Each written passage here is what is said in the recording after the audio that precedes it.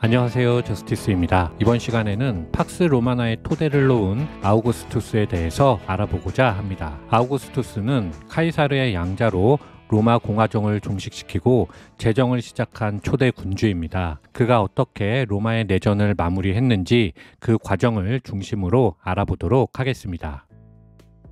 로마 제국의 초대 황제 아우구스투스는 기원전 63년생입니다. 예수님보다 약 60여 년 먼저 태어났는데요. 우리는 그를 아우구스투스, 즉 존엄한 자라고 부르지만 그 호칭은 35살 이후에 붙여진 것이고 본명은 가이우스 옥타비우스 투리누스입니다. 카이사르의 양자로 입적된 후에는 옥타비아누스라고 불렸습니다. 로마 남쪽의 소도시 벨레트리 출신인 그의 아버지 옥타비우스는 부자였고 출세를 노렸지만 지도자에게 반드시 있어야 하는 귀족 족보가 없었습니다. 귀족 족보가 있으려면 로마 최고의 정무관인 집정관, 즉 콘솔의 후손이어야 했기 때문입니다. 다행히 옥타비우스는 카이사르의 누나인 율리아의 딸 아티아와 혼인해서 귀족 안으로 들어갔습니다. 따라서 아티아가 바로 남편 옥타비우스와 아들 옥타비아누스에게 권력을 쥐어준 사람입니다. 아티아와 결혼한 옥타비우스는 출세 가도를 달릴 것이 분명했지만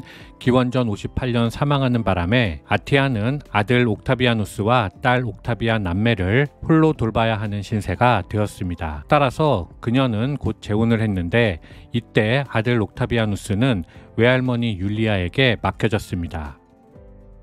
율리아의 남동생인 카이사르는 당시 갈리아를 정복하기 위해서 원정을 떠났고 로마의 1인자가 되어가는 중이었습니다. 이때 율리아는 편지로 카이사르에게 옥타비아누스가 얼마나 똑똑하고 야심만만한 아이인지, 그 아이가 집안을 얼마나 자랑스럽게 만들어주고 있는지 수시로 알려주었습니다. 하지만 기원전 51년 율리아가 사망하면서 옥타비아누스는 어머니와 계부에게 돌아갔고 카이사르의 부대에 합류하기를 기다렸습니다. 이렇게 옥타비아누스가 자라는 동안 카이사르는 루비콘 강을 건너 갈리아에서 이탈리아로 진군했고 로마에서 혁명을 일으키고자 했습니다. 카이사르에게는 혼외자 이외에 적법한 아들이 없었기 때문에 옥타비아누스가 후계자가 될 수 있는 상황이었습니다. 카이사르는 옥타비아누스에게 14살 때 종교 관직을 주었고 17살에 갈리아 정복 개선 행진에 참여하게 하는 등 그를 보살펴 주었습니다. 그런 행동들은 사람들에게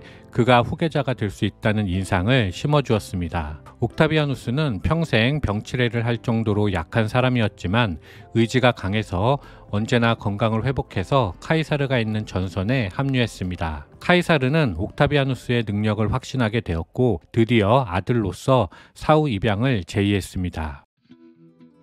이제 카이사르는 3년간의 동방정복 전쟁을 준비했습니다. 그리고 18살인 옥타비아누스를 자신의 부사령관으로 지목하면서 큰 임무를 주었습니다. 원정은 기원전 44년 3월에 시작될 예정이었지만 기원전 45년 12월경에 옥타비아누스는 카이사르의 명령에 따라 미리 아드리아해를 건너 현재의 알바니아 지방에 있는 로마군 부대로 넘어갔습니다. 하지만 기원전 44년 3월 15일 원로원 모임에서 카이사르가 브루투스를 비롯하여 60명이 넘는 인물들이 가담한 모의로 암살되며 모든 것이 바뀌었습니다. 아티아가 카이사르의 장례를 준비했는데 그녀는 아드리아해를 넘어가 있던 아들을 불렀고 옥타비아누스는 급히 돌아왔습니다. 아버지와 마찬가지였던 카이사르의 죽음은 옥타비아누스에게는 큰 슬픔이자 손실이었습니다. 옥타비아누스는 공포와 분노를 느끼며 복수를 다짐했습니다. 하지만 카이사르의 죽음은 옥타비아누스에게는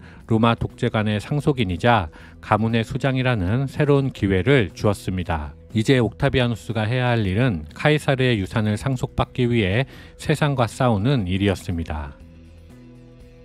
로마에는 적들로 넘쳐났습니다. 카이사르의 암살자들은 곳곳에 도사리고 있었고 그들은 옥타비아누스가 전혀 달갑지 않았습니다. 게다가 집정관 마르쿠스 안토니우스가 이미 로마를 장악하고 있었을 뿐만 아니라 그는 39살의 한창 나이여서 옥타비아누스를 자기보다 한참 아래라고 생각했습니다. 안토니우스는 카이사르의 먼 친척으로 자신이 독재관의 계승자여야 한다고 생각했지만 옥타비아누스 역시 결연하게 싸워서 카이사르가 되고자 했습니다. 따라서 옥타비아누스는 이탈리아 남부에 남아있던 예전의 카이사르 병사들을 설득하여 약 3천여 명의 사병을 모집했습니다. 이제 안토니우스와 대결이 눈앞에 다가왔는데 이때 원로원은 옥타비아누스가 안토니우스보다 훨씬 어려서 다루기 쉽고 덜 위협적이라고 생각했기 때문에 옥타비아누스를 선택했습니다. 기원전 43년 양측은 북부 이탈리아에서 전투를 벌였지만 옥타비아누스와 원로원의 군대가 승리하면서 안토니우스는 알프스 산맥을 넘어 갈리아 지방으로 도망쳤습니다. 원로원은 추격을 원했지만 옥타비아누스는 그러지 않았습니다. 옥타비아누스는 원로원을 믿을 만큼 바보가 아니었습니다.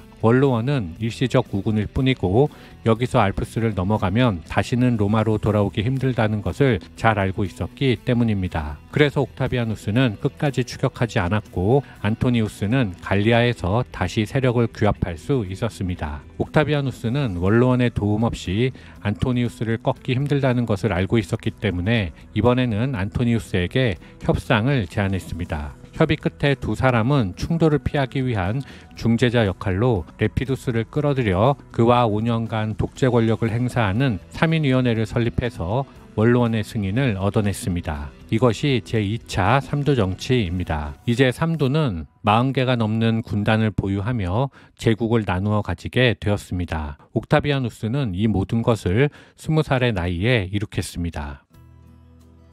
기원전 42년 마케도니아 필리피에서 제2차 삼두정치파 중 옥타비아누스 안토니우스의 군대와 브루투스, 카시우스 군대의 전투가 벌어졌습니다. 전투는 제1차와 2차, 즉 두 번에 걸쳐서 펼쳐졌는데 제1차 전투에서는 안토니우스가 카시우스를 격파했지만 옥타비아누스가 브루투스에게 패배하며 무승부였습니다. 하지만 상황을 정확히 파악하지 못한 카시우스가 자신의 패배로 오인하고 자결해 버렸습니다. 2차 전투에서는 브루투스 군이 삼두정치파에 괴멸당하며 브루투스가 자결했습니다. 결국 옥타비아누스와 안토니우스는 대승을 거둔 셈이었는데 당시 레피두스는 후방에 있었기 때문에 필리피 전투 이후 그의 영향력은 급격히 약화되었습니다. 그 결과 그는 결국 삼두에서 탈락하였고 로마의 동쪽은 안토니우스가, 서쪽은 옥타비아누스가 차지하게 되었습니다. 따라서 안토니우스는 동방에서 이집트의 여왕 클레오파트라와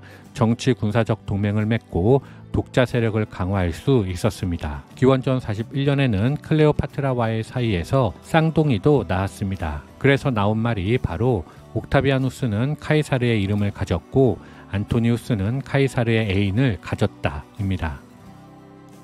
한편 옥타비아누스 또한 서방의 지배권을 확립하기 위해 치열한 투쟁을 펼치고 있었습니다. 가장 큰 적은 폼페이우스 마그누스의 아들 섹스투스 폼페이우스였습니다. 그가 시칠리아를 근거지로 남부 해안을 장악하고 있었기 때문입니다. 옥타비아누스는 일단 섹스투스의 처고모 스크리보니아와 결혼하면서 그의 권력을 인정하고 상황을 지켜보았지만 곧 아그리파를 앞세운 함대로 기원전 36년 섹스투스를 격파했습니다. 이제 남은 경쟁자는 안토니우스 뿐이었습니다. 옥타비아누스는 이것이 안토니우스와의 내전이 아니라 클레오파트라, 즉 외국과의 전쟁이라고 포장했습니다. 그리하여 기원전 31년 그리스 서부 악티움 반도에서 양측의 해전이 발생했습니다. 이 전쟁에서 아그리파가 대승을 거두었는데 그는 그 여세를 몰아 이듬해에 이집트를 침공했습니다. 안토니우스와 클레오파트라는 기원전 30년 알렉산드리아에서 자결했습니다.